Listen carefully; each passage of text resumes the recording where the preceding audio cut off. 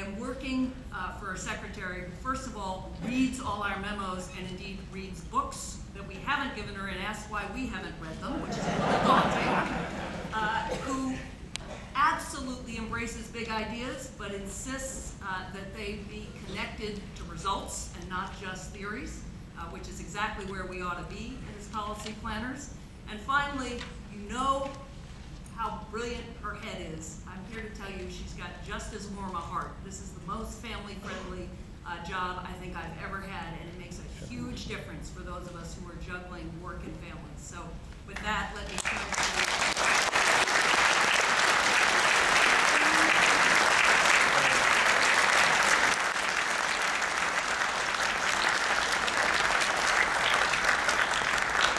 Marie, a very special thank you.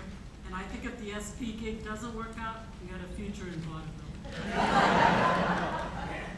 It is now my honor to introduce Secretary of State Hillary Rodham Clinton and to say a very special thank you for joining us today for Foreign Affairs.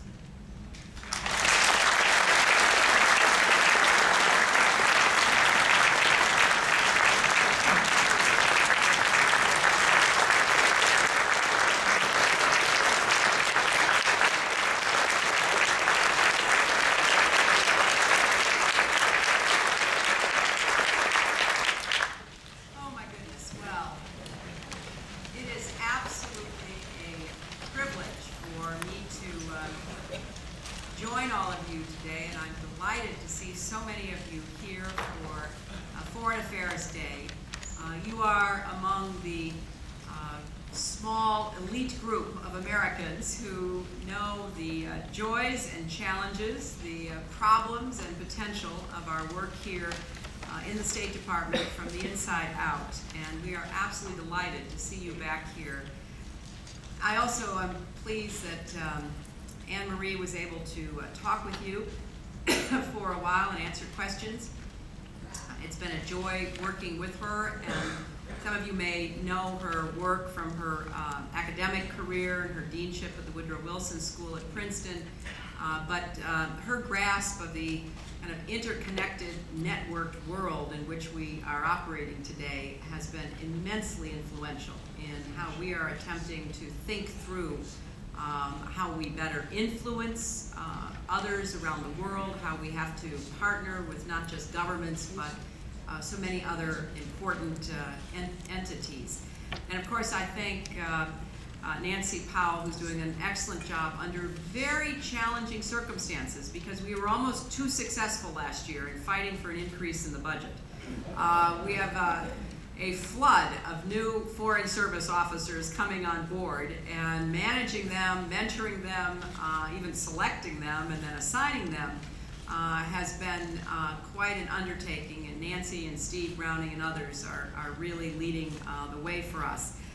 Last year, Foreign Affairs Day came on the 100th day of my tenure in this job, and in another month it will be my 500 days. So I've never heard of a 500-day report, but I can safely tell you that we've made considerable headway on the priorities that I outlined when we last met here.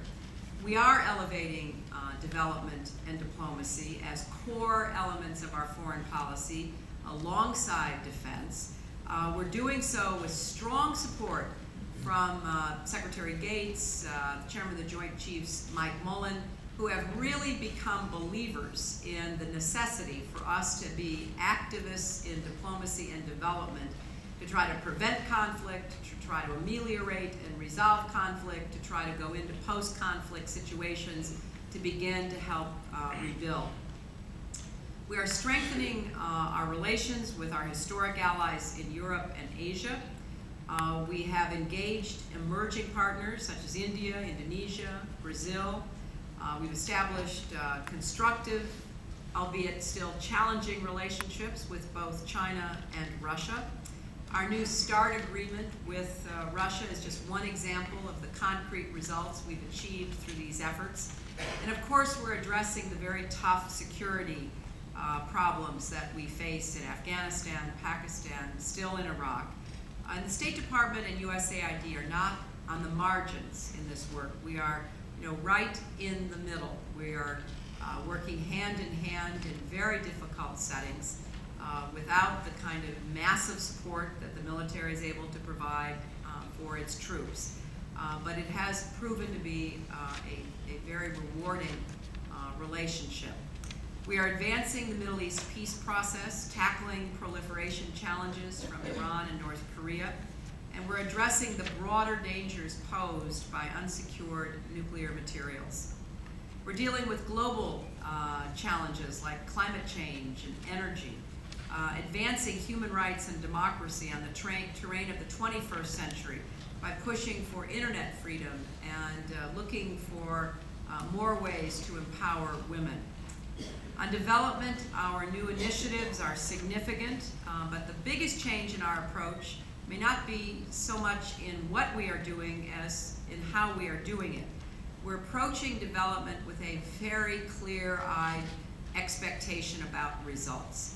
That begins with partnerships that we set the parameters for between the United States and developing countries. We are learning from the experience of the Millennium Challenge Corporation, an innovative idea that I think holds great promise. Our new administrator for USAID, Dr. Raj Shah, brings a background of accountability measurements and metrics to his current position. We are demanding accountability not only from our partners, but we're expecting the same from ourselves. We are implementing better processes to gather data and measure results, not on the basis of dollars spent, but on truer measures of progress, lives saved, jobs created, children educated. We're investing in potentially game-changing research, particularly in agriculture. I think that USAID should not only be the premier development agency in the world again, but it should be the premier development research agency in the world. There are a lot of game-changing technologies that the United States can help develop and then to spread and implement.